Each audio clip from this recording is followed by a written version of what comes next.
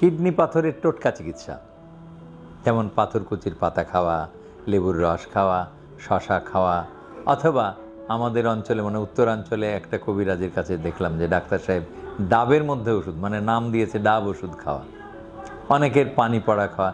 এগুলি কতটা কার্যকর বা নিরাপদ এগুলি তো জানা দরকার, তাই না? তো এক কথায় উত্তর, কোনো কাজে লাগে না। সময় নষ্ট হচ্ছে এই জন্যে বললাম যে আপনার কিডনির যদি ক্ষতি হতে থাকে, ধরেন কিডনির মুখটা পাথর দিয়ে বন্ধ হয়ে গেছে, তাহলে আপনি যদি পাথরকুচির পাতা খেয়ে এই টোটকা চিকিৎসা করে অপেক্ষা করতে থাকেন তাহলে কিডনিটা নষ্ট হয়ে যাবে এবং অবশেষে যখন আপনার ডাক্তারের কাছে আসবেন, ইউরোলজিস্টের কাছে আসবেন, ইউরোলজিস্ট সাহেব পরীক্ষা করে দেখে বলবে যে আপনার কিডনির পাথর অনেক দেরি হয়ে গেছে এবং কিডনিটা ফুলে ফেপে ঢোল হয়ে গেছে। সনোলজিস্ট রিপোর্ট দিবে হাইড্রোনেফ্রোসিস। হাইড্রোনেফ্রোসিস মানে কিডনির প্রস্রাব আটকে যাওয়া।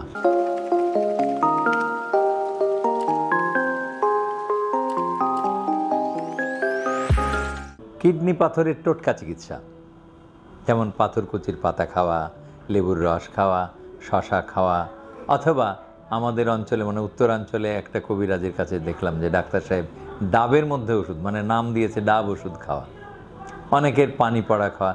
এগুলি কতটা কার্যকর বা নিরাপদ এগুলি তো জানা দরকার, তাই না?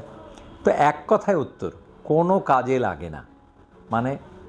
মানে গ্রাম্য দেশে প্রবাদ বলে না, অকর্মার ধাড়ি, সেই রকম আপনি অযথাই সময় ব্যয় করছেন, সময় নষ্ট করছেন এবং আপনার দেহের ক্ষতি করছেন। কাজেই কখনো কারো কথাই শুনবেন না যে আপনার কিডনিতে পাথর হয়েছে, যদি 5 মিলির নিচে হয় আপনি অপেক্ষা করুন এবং উপেক্ষা করুন।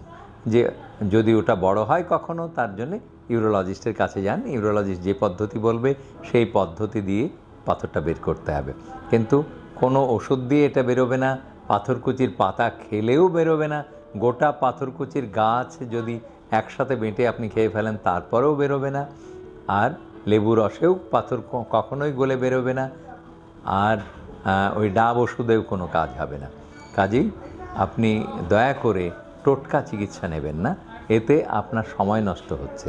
সময় নষ্ট হচ্ছে এই জন্যে বললাম যে আপনার কিডনির যদি ক্ষতি হতে থাকে, ধরেন কিডনির মুখটা পাথর দিয়ে বন্ধ হয়ে গেছে, তাহলে আপনি যদি পাথরকুচির পাতা খেয়ে এই টোটকা চিকিৎসা করে অপেক্ষা করতে থাকেন তাহলে কিডনিটা নষ্ট হয়ে যাবে এবং অবশেষে যখন আপনার ডাক্তারের কাছে আসবেন, ইউরোলজিস্টের কাছে আসবেন, ইউরোলজিস্ট সাহেব পরীক্ষা করে দেখে বলবে যে আপনার কিডনির পাথর অনেক দেরি হয়ে গেছে এবং কিডনিটা ফুলে ফেপে ঢোল হয়ে গেছে। সনোলজিস্ট রিপোর্ট দিবে হাইড্রোনেফ্রোসিস। হাইড্রোনেফ্রোসিস মানে কিডনির প্রস্রাব আটকে যাওয়া বা পানি আটকে যাওয়া, এইটা আপনার কিডনির জন্য ক্ষতিকর। এরপরে পাথর বের করলেও আর পূর্বাবস্থায় ফেরত আসবে না। মানে হাইড্রোনেফ্রোসিস একবার যদি হয়ে যায়, আপনি পাথর বের করার পরেও ওটা ফুলেই থাকবে। নিয়মিত স্বাস্থ্য বিষয়ক পরামর্শ পেতে আমাদের চ্যানেলটি সাবস্ক্রাইব করুন এবং বেশি বেশি লাইক ও শেয়ারের মাধ্যমে সবাইকে আমাদের সাথে সংযুক্ত হওয়ার সুযোগ করে দিন।